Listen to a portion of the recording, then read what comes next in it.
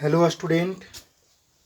आज हम आपको chapter number 5 class 9th NCERT book में जो चैप्टर नंबर 5 में आपका चैप्टर है इंट्रोडक्शन टू यूक्लिड ज्योमेट्री, तो यूक्लिड साहब का 7 एक्जियम्स जो आपको दिया गया है, समझ गए हुआ, उसको मैं आपको बतला रहा हूँ कि वह एक्जियम कहता क्या है, उसका मतलब क्या होता है। तो आइए हम लोग देखते हैं। यह आपका है चैप्टर 5 क्लास है आपका 9th। आइए हम फर्स्ट एक्जियम आपका कहता है कि things which are equal to the same things are equal to one another. Things which are equal to the same things, X जो है यह जेड के इक्वल है और वाई भी जो है वह जेड के इक्वल है। सेम थिंग्स का इक्वल है कौन? एक्स भी जेड के इक्वल है और वाई भी जेड के इक्वल है। जैसे हम लोग वहाँ पर बनाते हैं, अगर मैथमेटिक्स को सोल्व करते हैं तो देखते हैं कि एलएचएस में डिफरेंट रहता है, बट आरएचएस में अगर इक्वल रहता है तो हम कहते हैं ना कि एलएचएस अगर आरएचएस इक्वल है तो एलएचएस भी एक दूसरे का इक्वल होगा।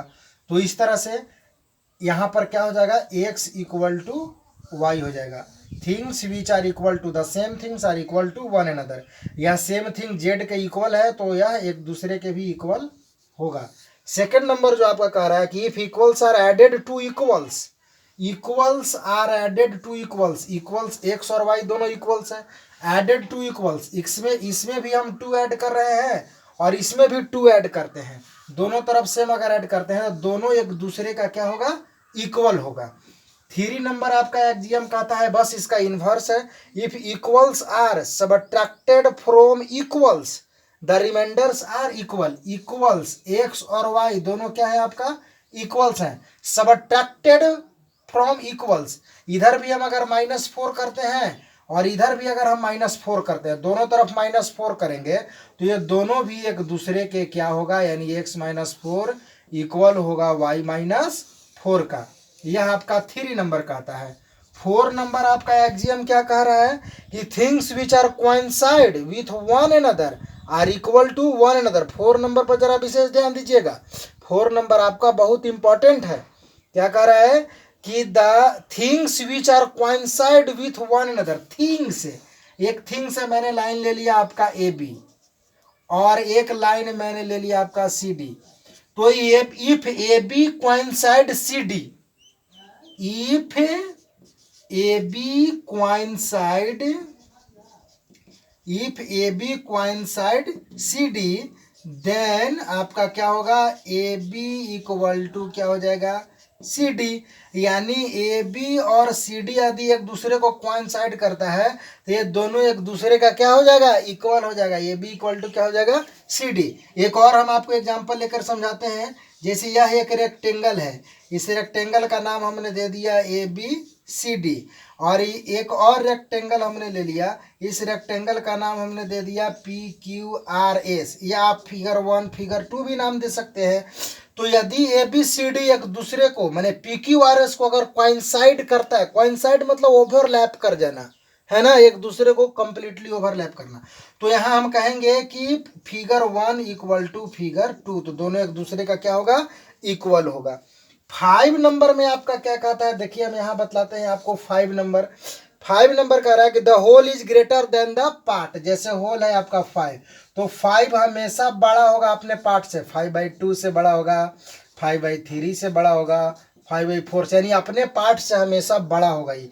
या जैसे एक रेक्टेंगल मैंने ले लिया ए बी सी डी, और A B C D rectangle का एक मैं पार्ट कर दिया, बस इतना छोटा पार्ट काट लिया, तो यह हमेशा बड़ा होगा, इससे बड़ा होगा कि नहीं होगा।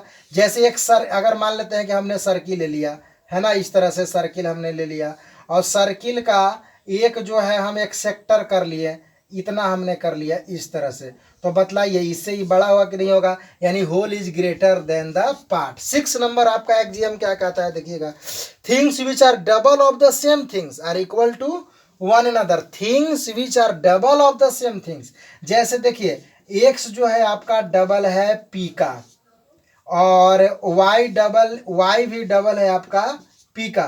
Things which are double of the same things are equal to one another, तो यहाँ पर आपका क्या हो जाएगा, एक्स इक्वल टू क्या हो जाएगा, Y, things which are double of the same things are equal to one another.